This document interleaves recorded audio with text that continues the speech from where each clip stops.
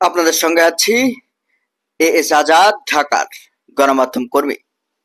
দেখুন, ভারত এবং বাংলাদেশের মধ্যে যে টানাপোড়েনের সম্পর্ক চলছে বিগত 2024 সালের আগস্ট জুলাই গণ অভ্যুত্থানের কারণে এবং শেখ হাসিনা পালিয়ে যাওয়ার পর ভারত যে বাংলাদেশের বিরুদ্ধে লাগাতার ভাবে নেতিবাচক পদক্ষেপ, নেতিবাচক কথাবার্তা কিংবা নেতিবাচক নানা বিষয় করে যাচ্ছে, এই বিষয়টি কিন্তু স্পষ্ট। এবং বাংলাদেশের বিরুদ্ধে ভারত সরকার, বাংলাদেশকে শায়েস্তা করতে ভারত সরকার বাংলাভাষী মুসলমানদের বিরুদ্ধে নানা নিপীড়নমূলক পদক্ষেপ নিচ্ছে, তাদের নাগরিকত্ব বাতিল করা হচ্ছে, কৌশিন করা হচ্ছে, এরকম ঘটনা কিন্তু স্বাভাবিকভাবে ঘটছে।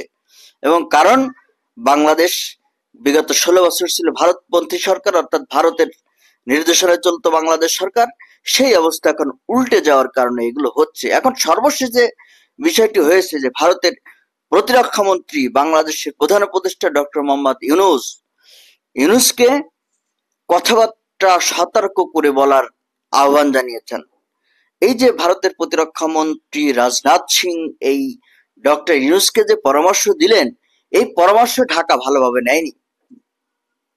ঢাকার বক্তব্য হচ্ছে ভারতের প্রতিরক্ষা মন্ত্রী রাজনাথ সিং ডক্টর মোহাম্মদ ইউনূসকে পরামর্শ দিয়ে, অর্থাৎ কথাবার্তা সতর্ক করে বলার পরামর্শ দিয়ে আসলে কি বলতে চান, বিষয়টি ভারতকে স্পষ্ট করতে হবে।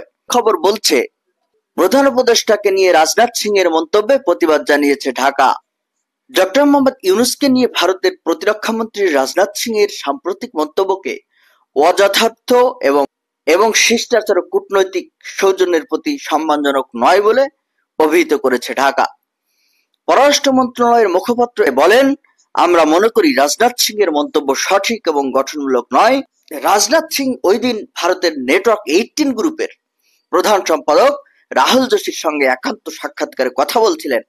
কথা প্রসঙ্গে তিনি ইউনূস প্রসঙ্গে বলেন যে ইউনূসকে নিজের কথাবার্তায় সতর্ক থাকতে হবে, অর্থাৎ পরামর্শ আকারে বলেন।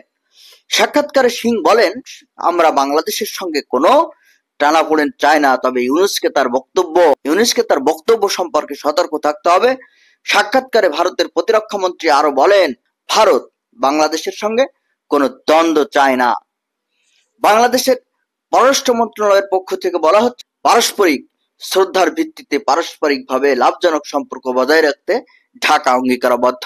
বাংলাদেশ বিশ্বাস করে যে দৃষ্টিভঙ্গির পার্থক্যগুলো গঠনমূলক এবং শ্রদ্ধাশীল সংলাপের মাধ্যমেই সবচেয়ে ভালোভাবে সমাধান করা সম্ভব।